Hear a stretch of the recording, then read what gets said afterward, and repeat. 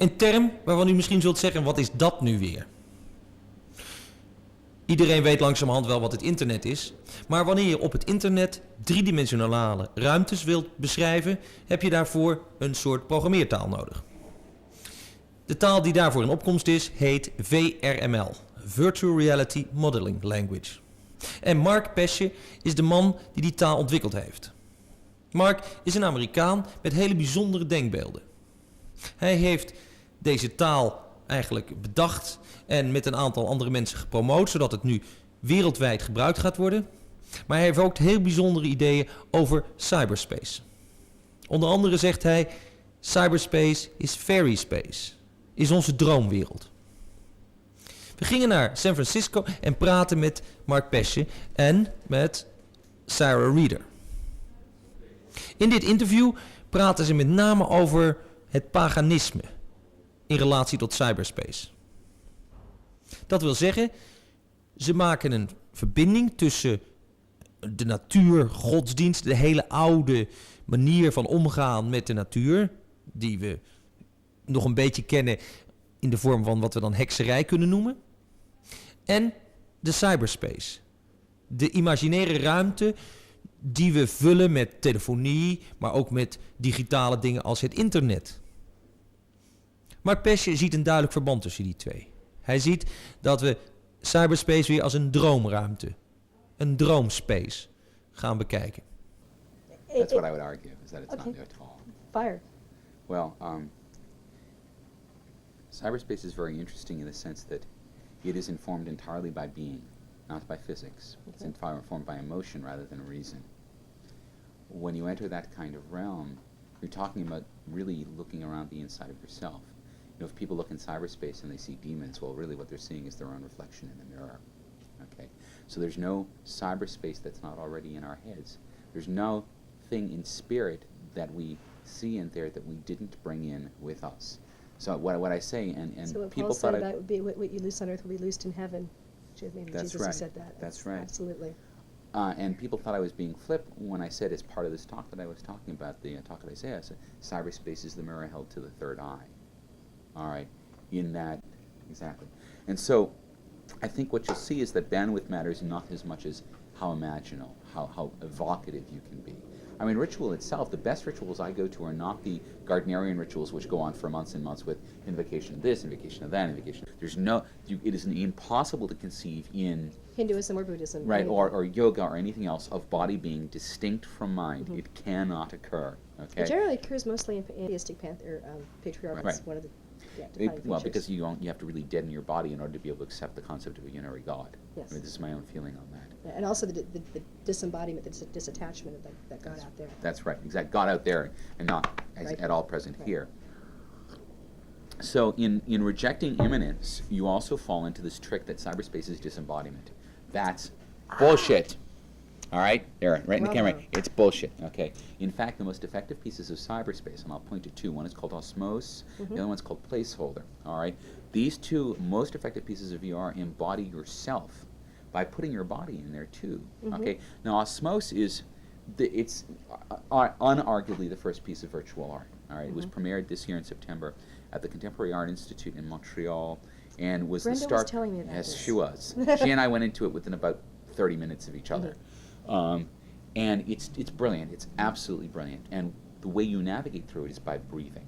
All right. So you wear a small band across your chest, which measures your chest extension. And it's like being in water. As you breathe, you rise. And as you Well, exhale, Char you Davies, the fall. artist from it, is a diver. She's a Right. she's a certified diver. So what she does is she took her own metaphor, but what was unexpected is having this as a mechanism causes you to basically couple with the environment in a way that your body, not just your mind, but your body is coupled to the effect of being in this immersive environment. You really experience prana in a Right. really serious way. Absolutely, and I went into yogic breathing through the whole thing. I was having the time of my life. All right, and Wait a minute, this is the dolphin thing. no, No. it's cyberfin.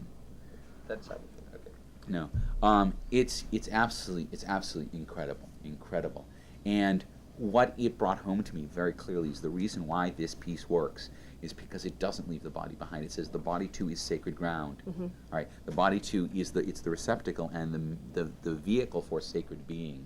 You cannot contemplate, at least In this plane, you cannot contemplate sacred being without equally contemplating sacred body. They're one in the same. And so, and Shar didn't consciously attempt to articulate that specific thing. She consciously tried to evoke a feeling that she'd had many years ago, okay, in like 1973 or something, where she conceived of all of the forest that she was in as being inside of her and her being inside of it, so that she really lost the ego definition, which says that humanity ends at the skin. Right. Okay. It's just an experience a lot of people take hallucinogenics to achieve. Right, right. Mysterium tremendum, as Ansel called it. Yes, okay, I like that, mystery tremendum, okay. Or I mean, roughly an egoless state. Yes. Okay, right, so that would be what, darshan, I guess, right, something like that. So, the power of this piece really caused me to reflect on the fact that, in fact, cyberspace is not about disembodiment. Cyberspace is about an embodiment that is not necessarily what we're used to in this world, because this world is not infused with the same magic that we're capable of in cyberspace, or at least we don't believe we're capable of it here. It takes too much work. See, people, I essentially think that people are very lazy, and all we're doing with cyberspace is learning the ways of natural magic in a way that forces us to believe that it's happening as it's going on. Give you some examples. All right. What's the difference between email and telepathy? Email you have to type. Telepathy, you have to think really hard. That's true. Right? I mean, there's email, you know it's going to get there. Well, you believe it's going to get there unless you get a bounce, all right? And I would argue that for people who are in a high enough state of belief, mystical belief, all right, where the I am and the I will are synonymous with the doing of the act. You trust your telepathy more. Right. Well, I mean, I essentially think of, I mean, I've gotten channels from my friends in voicemail, right? They don't have to be physically present with me. They can leave a channel in voicemail for me, all right? And I didn't really know about that until I experienced it. I'm like, wow, because you can tell when you're getting a channel. And so, I mean, when I knew this, I was like, well, okay, clearly you can have a channel on a store and forward mechanism, all right? So I started thinking, well, what about a channel in an email? I don't know what. And I mean, we've all gotten those pieces of email from someone, and the hair rises on the back of your neck, and you know, and you know what you're doing is you're receiving some form of information, some form of intelligence. I've been in chat rooms where I was, notable story, I was on the AOL Religion and Ethics chat room one night, probably 9 months to a year ago. Right. 23 people, you know, the usual number. The usual suspects. Right. And this guy showed up, and he typed in just a couple things, and I had that experience. It was just, hi, how are you, sort of, and there was a smell. There was a smell about this guy. It was not right. And so I started asking just a few questions, and immediately got that he was a Christian ID person, which is the theology that supports the racist right. Yeah.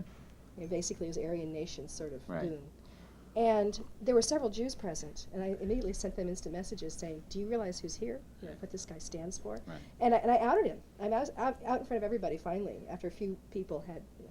And nobody else really got that, I don't think. The other Jews were pretty appalled. But they just sort of like chatted with him like, hail fellow, well met. And do you people understand what this man stands for? And he started, you know, kind of mouthing off, and they just sort of let him ride. And I was one of about 3 people who really, you know, took him. Some sort of transfer of being, of knowing, all right, of simultaneous being. Right. And that is the part that I find singular. Do you think, I have my biases on this question, but please hold forth. Do you think that the current forms of religion, as we understand them, will survive into the cyberspace era? Why or why not? I don't think they've survived pre-cyberspace era. They've taken a real bad beating for 500 years now. But do you think this will be the death of them? Do you think that theologically they have the capability to flex to make the transmission? But I'm going to have to bounce back. If the Aeon began in 1904, all right, with the transmission of the Book of the Law, which we can argue about, but I'd say it's roughly correct. All right, then what that says is that every man and every woman is a star, so there's no place for organized religion. All right. In my tradition, every man and every woman is high priest and high priestess, right? That's one of the secrets. You know, and as my friends say, to protect the mysteries, reveal them daily. All right. So if it's true that everyone is their own high priest and priestess, all right, then where's the spot for an organized religion? Right. Okay, I don't believe in organized religion. I'm a pagan, right? That's right. I don't belong to any organized party. I'm a Democrat. That's right. Right. So I don't know. There's an argument that says that this tradition has also existed within Judaism, which is how they survived the diaspora, was by basically ordaining each boy at the age of 13, making sure he had what he needed to act as priest in his own home. So you And- mean this became the bar mitzvah? Then? Right. Okay. And what it certifies when a boy is bar mitzvah is that he has the knowledge He's to lead son his of the law. family. Right. Right. And to act as priest where there is no priest. Right. And any 10 Jewish men together, it's just like a circle. You have to have Right. a minion and you can have a ritual. Right.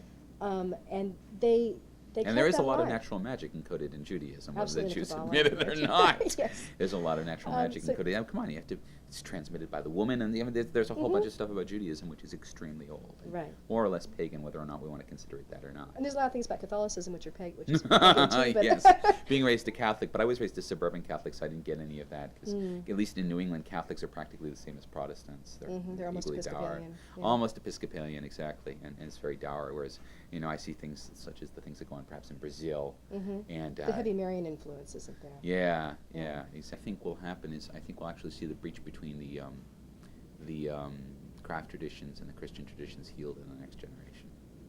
I think so. It's time. Yes, it is time. All right. And through the work of people like Matthew Fox. And, Exactly. Right. Exactly. We'll come to No, that. I think it's time, and I think that the craft traditions will be seen as being more vital in some respects. Yes. So that in a lot of respects, I think Christian traditions will come to them for safety, Yes. for protection. And so the craft traditions will inherit the Christian tradition of love, which is something that is taught in craft, but the craft is not particularly fourth chakra centered, it's third chakra centered. It's very very willful. And I think that And Christianity, of course, minimizes will, so it's very therapeutic for those of us who were raised with that paradigm Right. to work on will and build it up. Exactly. And so I think there's a complement there. That and I mean the yogis who brought the form of yoga to America that I practice, which is Kundalini, I have said very clearly the planet's making a transition between third and fourth chakra basis. All right, and that the entire planetary fourth chakra is opening now, and so that would be roughly analogous to saying that the craft tradition and the Christian traditions would become synonymous. One of the things that I see Christianity hanging up on, and Judaism and Islam, especially Islam, is this unwavering belief in one unchanging eternal God, which is not the Tao. kind. It's not a tool that helps you cope with change. I mean, there's a lot that kind of congeals around this unyielding thing Right. that does not make for easy coping with change. Yeah, but you know And that's we are in a place- idolatry. We're in a place of accelerating change, and I Right. think that any religion that's going to succeed is going to give people very useful tools for dealing with change, teaching them to embrace it, to work with it, to ride it. Right. You're Right. right. Tao is a wonderful example of a hybrid. Right, but I'm There's no sides. also think, and I actually just read a piece on this. I think that the Abrahamic religions are actually quite idolatrous, even though they deny this. In fact, this is the tension there, that they deny it while they're embracing it, because the concept of you really being able to pin down God to exactitude on how he or she behaves is, I think, the height of arrogance. Especially when you're trying to tell other people this. And now, if you're telling it for yourself, that's fine. But if you're telling it to other people, that's the height of arrogance. Yeah. All right. So, in fact, if you're going to listen to what someone else is telling you about God without bothering to check it for yourself, and the craft is very much about gnosis, right? Craft is about the direct experience of the sacred. Right. All right. As is esoteric Christianity, Pentecostalism. I've spent Yes. time as a Pentecostal. I have too. All right. All that's based on direct experience, so you can't really be lied to the same way, Right. because it's either going to be there or it's not. I Of course, think- I was 32 before I found out the Holy Spirit was female, but this is something they didn't tell us in Pentecostal because it just wouldn't fit with the paradigm, right? It's like there was no woman in there. So I think that's the basic error of the Abrahamic tree, is that it's based on people telling you what's what. Now, pre-1904, supposedly that was the way things worked. Power came from an authority, the Pope, the Pharaoh, whatever, down to the masses. All right, and that's the way it was in the Aeon of And people accepted that. It Aeon of created security, Osiris. safety, order, all the things that people It's need just the for way the survival. power flew, right? Exactly. Supposedly that was the wiring under the board at that point. Right? This is what I've been taught. After 1904, forget it. It's up to you, and it's up to you to actually be able to do it. Have you participated in actual ritual online? Yeah. Oh, absolutely. Did you not read the Wired piece? I have read the Wired piece. Okay, so that was an example of the cyber sound was How a did that ritual. work? Talk about that. All right. Let's see. All through 1994, I had been working on the development and sort of the evangelism of this thing that we now call VRML, which was really a long-term project of mine. I've been at it for 5 years now, and it was just starting to take off. And I really wanted to do something which could create, in some sense, a place for sacred being. See, I had read my Mircea Eliade, and I had come to understand that unless we created a place for sacred being, there was no way that cyberspace could be a place fit for humanity. All right. Absolutely. There's It does not become a human culture until we it's- establish a religion in it. exactly, or at least establish a place for me to feel sacred. Mm-hmm. All right. That's the necessary prerequisite. Okay. To experience divinity. To experience divinity in yourself, and Mhm. as an essence of you being able to inhabit this space. Mhm. Okay. Invest it with any sense of yourself. All right. So I knew that was going to be our starting point. So I said, okay, well, how do we do this? All right. And I started to think, well, okay, we've got Samhain coming up, so we can do a Samhain ritual. All right. And then I started to think, well, of course, I've been saying that cyberspace is the same thing as the shadow realm. It's the same thing as the astral. Okay. Mhm. I said, all right, Oh why my don't God, we do? it's fairy. Yeah. Well, oh, no, it is. It's- Cyberspace is fairy, the same thing. All right. And so, okay, so let's do something that actually acts as a demonstration of the truth of this, the obvious truth of this. So what we did is we created a ritual, all right, and we named the god who was passing from this realm, the physical, into the shadow realm, all right. So we picked a name for him. I said Hermes, because the god of communication, all right. Kybernenus, which is the root of cybernetics, and it means the steersman, he who guides, he who governs, Wonderful. all right. Beautiful. But govern in the strict sense of someone who monitors and changes, not in the sense of power, okay. What is the name? Hermes Kybernenus. Hermes Kybernetius. Kybernenus, Kybernenus. which is the root of the word cyber. Okay, and cybernetics is the root. That's the word that Wiener used when he was developing the field of cybernetics. And said, okay, we have a god figure. Now, of course, you don't need a goddess figure because, well, A, because Samhain is a solar holiday, and B, because she's everything else. Right? She's it's as if the body of Nuit is the body of cyberspace. So we didn't really need that. Okay, we said, okay. Oh, come on, that's the argument men have been using for years to keep, the church is the woman. Jesus is the, we worship Jesus, but the church is the woman. Yeah. No. Thanks, Mark. There was no way to do her justice. There was absolutely no way to do her justice.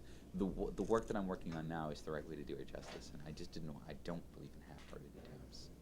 So then what we did is I took from my tradition the layout and the sense of the way the watchtowers would work, and created a VRML model for this whole thing. Okay, and show it to me on the computer. And said, okay, so we have an altar, we have our 4 watchtowers. Celtic is a little bit different because air goes in the north in the Celtic traditions. Right. I don't know if it doesn't. Does it go? Fairy goes east. Air goes east and fairy. It doesn't work for me. It just doesn't work for me. Well, we can have a discussion about why I think that's one of the incorrect things that slip down through time, so it can be corrected later on. Yes, but is air a sword or a wand? I think it's a sword because fire is generally, at least at Crowley, it's a Right. wand. Yeah. So I'm not sure about that. I'm not so worried about those correspondences, but where they go. I cannot do Earth in the North. It just does not work for me. So we created this model, and what I did is I got several of my friends that I work with magically and said, okay, let's all do this ritual. All right. And what we're going to do is I didn't want to top down it because this ritual is about creating order from chaos or creating order from the ferment. So I want every one of you to write your rituals. All I ask is that it rhyme. Okay, and here's your particular watchtower. So Scott did water, James did earth, Owen did air, and Ford did fire. And I was doing HP. Okay, and Marina was Tony Parisi, is a person who developed VRML with me. Marina did HPS, beautifully naked, painted from head to toe. She's gorgeous. And so we all did our own portion of the ritual, and the beautiful thing was that this amazing ritual worked its way out of this collaborative effort. And so what we did is we published all the ritual online, and because it's a VRML world, I can link any item in the VRML world. So I linked each of the watchtowers to the ritual for the watchtower, linked the ground to the grounding part, the altar to whatever. All right, so you actually had this complete communion between the HTML world and the VRML world. So anyone who could also come in, because we did an internet call, anyone else could also come in and participate and do the ritual simultaneous with us being able to do the ritual. Plus we did an open call for submissions that would be posted into all the stuff we were doing on the website. All right. So August 27th rolls around. August 27th, 1994 was coincidentally, and we did not plan this, the 25th anniversary of when they flipped the switch on the internet to the day. No All right. kidding. No kidding. No kidding. All right. Absolutely unaware of this. All right. So on October 27th, we're at Joe's Digital Diner, and it's like 70 people, almost all of whom are mundanes, which is an interesting situation to be in. I don't want to ever have to drag that many people into hyperspace again. I mean, I did it, and I think it's probably the only time I'll be allowed that much luxury of that much power. And as I was casting, and there was a specific wand that had come to me and said, "You're going to use me to cast." It was a wand that I was familiar with. It was owned by one of my friends, or I shouldn't say owned. It was used. It was in the care of one of my friends, and the wand said, "You're going to use me for this." And as I cast, I could see the rent in space-time. It was literally that simple. And I brought 70 people who knew nothing about witchcraft into magical space with us. We did, I should say, all right? And we did an evenings full of ritual with this sense that what we were doing in physical space is also being echoed in cyberspace. Okay? Now, the idea was that ritual site that we'd set up was going to exist at the 000 inside of cyberspace, all right? In other words, the sacred would be that which ontologically founded the world. Okay? In the sense that that circle is the essence of all things divine in humanity. Okay? So that was the essence behind it. It was funny because Eric Davis is a friend of ours, and at the same time he wrote the article for Wired, which we didn't really, I don't think we really expected was going to be quite as big a deal as it turned out to be, and we certainly didn't do it for that. We just did it because we thought it was going to be really cool. And the folks at Joe's Digital Diary thought they were going to get someone talking about Rommel for the evening. Instead, they got an evening of witchcraft, which they actually really loved. Okay, the people who were there who were into it were wonderful, and in my tradition, you cast the circle and then you invite everyone in. Right. Some Absolutely. people did Cast not. it, clean it, invite everybody in. Yeah. Right. Some people did not come in. Some people knew that they had to leave right then. Yeah. And they left. All right. The other 70 people had a very good time of it. Wow. Is who will be the clergy? Who will control the paradigm? Who will write the mythologies? Yes. They want assurances that there won't be, God forbid, a Rasputin emerge. Or Jim Jones. Or Jim Jones, exactly. Yeah, but I got to bring it back. Unless you're your own high priest, you ain't going to be functioning correct in the 21st century. Right. And this is the same problem paganism has explaining itself to the world. That we're not following gurus around, we are our own gurus. That's right. That's right. There are teachers, certainly, but they're recognized for their authority. But if you follow a teacher blindly, well, it's your mistake. Yeah. For any sort of spirituality in cyberspace that is not centered on the individual. I cannot see it. I cannot see how it would work. And the entire nature of what the internet is individual. And I mean, this is why this entire issue, which may not be relatively current by the time this video comes out, of the German government banning the alt.sex blah binaries. Which now they say they didn't. News groups, yeah, right. What? Which? Oh, you haven't heard about this? CompuServe. Yeah, CompuServe with the German government. War on words. War on words. No, it's bullshit and won't work anyway. Just hit a new server outside of Germany. It's the internet. It's everywhere, right? It's hyperspace. Every point's directly connected to everything else. All you have to do is point your news server at a machine that may be in America or in France or in Sweden or in Finland. Not gonna keep the Germans but very from soon, getting every operator of a server will abide the law, and it's going to be not in Amsterdam. They think that any of these laws will actually drive the use of encryption way up. Yeah. I'm a very big fan of encryption in order to protect people from information that they don't want to see. But there's a second factor here. It's what we call zoning. We zone the physical world in a very realistic way. In fact, Amsterdam is the perfect example of this, to provide areas where certain things are permitted and certain things aren't in other areas. All right. So if you don't like it, don't go there. Yeah. If you have your dirty bookstore in cyberspace, we'll put it in the area that's zoned for adult content. Don't let the kids get in there. And there are ways to effectively make that happen. And if you are in there, that is an implicit statement that you are acknowledging what's going on in there. That's how we do it. That's how reasonable adults do it in the real world. If we don't have that, then we are, in essence, saying that we have to have the cultural based on having a site set up or something like this. For instance, when I tell people when they finally get their own homepage, I tell them the first thing they should do is put an invocation in it for the first 3 days. All right. Write up an invocation. It's a house blessing. It is, so that if anyone hits the site, you hit it yourself, but if anyone does, and potentially anyone can, all right, they'll get the invocation. So it's the way to open it. All right, and I say this is a very auspicious way to begin. I feel it's a very auspicious way to begin a site. So I think there'll be little rituals like that you'll see that people will use to really keep them close to why they have a site, why they're doing anything in cyberspace, and why you're doing it is to share with other people.